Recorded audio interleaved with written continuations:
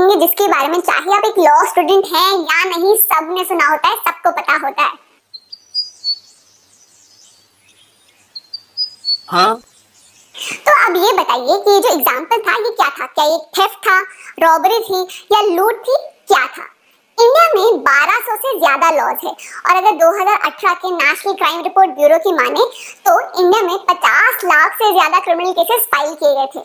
ऐसे में इंडिया में कौन कौन से लॉज है, उनका क्या प्रोसीजर है, ये जानना बहुत जरूरी है, ये समझना बहुत जरूरी है। आज की इस वीडियो में हम इंडिया के दो सबसे इम्पोर्टेंट और सबसे जरूरी लॉज आईपीसी और सीआरपीसी मतलब इंडियन पीनल कोड और क्रिमिनल प्रोसीजर कोड के बारे में जानेंगे। तो चलिए इस वीडियो को शुरू करते हैं। तो आईपीसी मतलब इंडियन पीनल कोड और सीआरपीसी मतलब क्रिमिनल प्रोसीजर कोड, ये दोनों ही इंडिया के क्रिमिनल जस्टिस सिस्टम का बहुत इंपॉर्टेंट पार्ट है। अब हम ये एक सिंपल सा क्लासिफिकेशन समझेंगे जिससे कि आपको ये पूरा वीडियो बहुत अच्छे से समझ में आ जाएगा। तो इंडिया के जितने भी लॉज है उन्हें हम दो पार्ट्स में क्लासिफाई कर सकते हैं। एक है आपका सब्सटैंटिव लॉज और दूसरे हो गए आपके प्रोसीजरल लॉज। तो जितने भी लॉज है इनको आप इन दो कैटेगरीज में डाल सकते हैं। इसे हम एक बहुत सिंपल सी एग्जांपल समझेंगे। मानिए कि आपने किसी कॉलेज में एडमिशन लिया। अब आप जैसे ही एडमिशन लेते हैं आपको दो बुकलेट्स मिलते हैं, दो मैनुअल्स मिलते हैं। जो पहला मैनुअल है ये बताता है कि आप उस कॉलेज के स्टूडेंट कब कंसिडर किए जाएंगे, आपको कितनी % अटेंडेंस की रिक्वायरमेंट रहेगी, अगर आप रैगिंग करते हुए पकड़े जाते हैं तो आपको क्या पनिशमेंट मिलेगी, रैगिंग की डेफिनेशन क्या होगी, ये सारी चीजें दी गई है पहले मैनुअल में। अब बात करते हैं दूसरे मैनुअल की। तो इसमें क्या बात करेंगे कि अगर आपने अटेंडेंस फुलफिल नहीं की तो आपको एग्जाम देने दिया जाएगा या नहीं दिया जाएगा, उसका प्रोसीजर क्या होगा।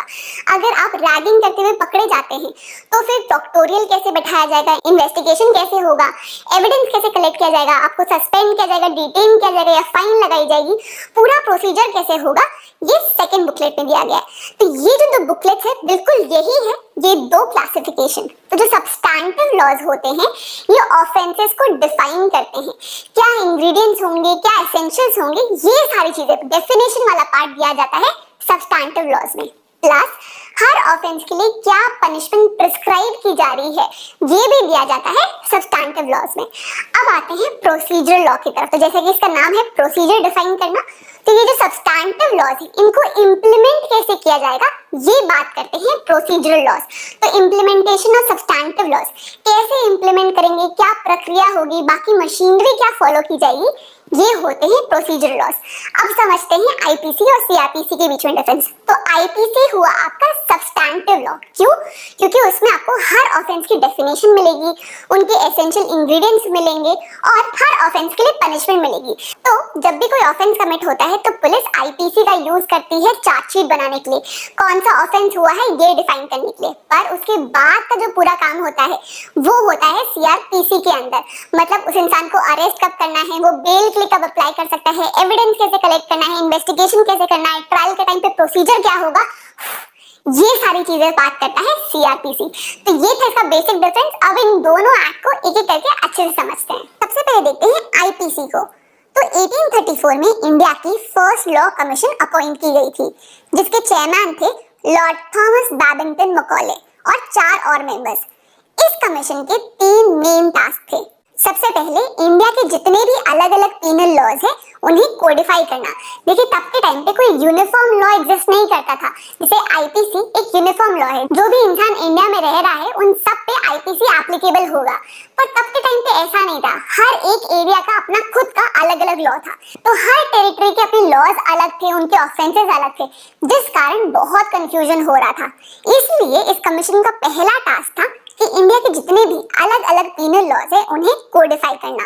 दूसरा काम था कि वो लोग जो ना हिंदू थे ना मुस्लिम थे उन पर लगने वाले लॉज को डिफाइन करना, क्योंकि तब हिंदूज के अपने पर्सनल लॉज थे और मुस्लिम्स के अपने पर्सनल लॉ थे, बाकी लोगों पे क्या लॉ एप्लीकेबल होगा ये डिफाइन करना। और तीसरा सिविल और क्रिमिनल प्रोसीजर लॉज को कोडिफाई करना। तो 1837 में ही इस कमीशन ने एक ड्राफ्ट पीनल कोड प्रिपेयर किया जिसे 1860 में इम्प्लीमेंट किया गया। इंडिया का जो पीनल कोड है, जो इंडियन पीनल कोड है, वो पूरा मेनली लॉर्ड मैकॉले ने ही ड्राफ्ट किया है, इसलिए इसे मैकॉले कोड भी कहते हैं। और सोचिए 1860 में एक ऐसा लॉ बनाना, वो सारे प्रोविजन सोचना जो अभी तक चल रहे हैं, ये कितनी इंटरेस्टिंग बात है। नेक्स्ट है सीआरपीसी। तो ये इंडिया का मेन लेजिस्लेशन है जो इंडिया के क्रिमिनल लॉज का इम्प्लीमेंटेशन कैसे होगा उसका प्रोसीजर बताता है। जैसे क्राइम का इन्वेस्टिगेशन कैसे होगा, एविडेंस कलेक्शन, पनिशमेंट कैसे डिसाइड होगी, एक्सेट्रा। पहले के टाइम पे ईस्ट इंडिया कंपनी के अपने खुद के कोर्ट्स नहीं थे। हर रूलर का अपना खुद का जस्टिस सिस्टम था, हर प्रोविंस का अपना कोर्ट था। पर 1857 के रिवोल्ट के बाद ब्रिटिश क्राउन ने इंडिया का एडमिनिस्ट्रेशन कंपनी के हाथों से हटाकर अपने हाथ में ले लिया और ब्रिटिश पार्लियामेंट ने पूरे इंडिया के लिए एक यूनिफॉर्म क्रिमिनल प्रोसीजर एस्टैब्लिश करने के लिए 1861 में क्रिमिनल प्रोसीजर कोड पास किया। इसके बाद इंडिपेंडेंट इंडिया की फर्स्ट लॉ कमीशन सेटअप की गई थी 1955 में, जिसके चेयरमैन थे एमसी सेतलवाद। इस कमीशन ने सीआरपीसी को अच्छे से स्टडी किया और 1969 की अपनी रिपोर्ट में बहुत सारे रिकमेंडेशंस और सजेशंस दिए। इन सजेशंस को क्रिमिनल प्रोसीजर कोड 1973 में इनकॉर्पोरेट किया गया, जो फोर्स में आया 1 अप्रैल 1974 को। इस ड्राफ्ट को प्रिपेयर करते वक्त 3 बेसिक प्रिंसिपल्स को ध्यान में रखा गया था। सबसे पहला ये कि हर अक्यूज्ड पर्सन को एक फेयर ट्रायल की अपॉर्चुनिटी मिलनी चाहिए नेचुरल जस्टिस के प्रिंसिपल्स के हिसाब से। दूसरा, इन्वेस्टिगेशन और ट्रायल के स्टेजेस में अननेसेसरी डिले अवॉइड होना चाहिए। और तीसरा, ये जो पूरा प्रोसीजर है ये बिल्कुल भी कॉम्प्लिकेटेड नहीं होना चाहिए। कम्युनिटी के हर सेक्शन को ये प्रोसीजर अच्छे से समझ में आना चाहिए। चलिए क्विक रैप अप कर लेते हैं। तो आईपीसी आपका सब्सटैंटिव लॉ है, वहीं सीआरपीसी आपका प्रोसीजरल लॉ है। आईपीसी 1860 में इनैक्ट किया गया था और ये फोर्स में आया 1 जनवरी 1862 को। वहीं सीआरपीसी 1973 में इनैक्ट किया गया और ये फोर्स में आया 1 अप्रैल 1974 में।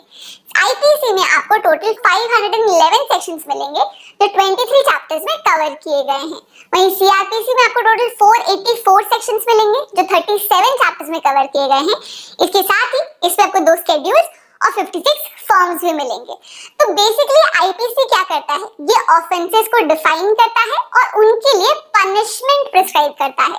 वहीं सीआरपीसी क्या करता है, आईपीसी को इम्प्लीमेंट करने में हेल्प करता है, इसकी प्रोसीजर बताता है, इसकी प्रक्रिया बताता है। इसके साथ ही इन्वेस्टिगेशन कैसे होगा, interrogation, evidence collection, arrest, trial, bail, इन सब का प्रोसीजर क्या होगा, क्या मैकेनिज्म होगा, ये सब कुछ सीआरपीसी में बताया गया है। तो मैं उम्मीद करती हूँ कि आज की इस वीडियो में जो टॉपिक है ये आपको क्लियर हुआ होगा।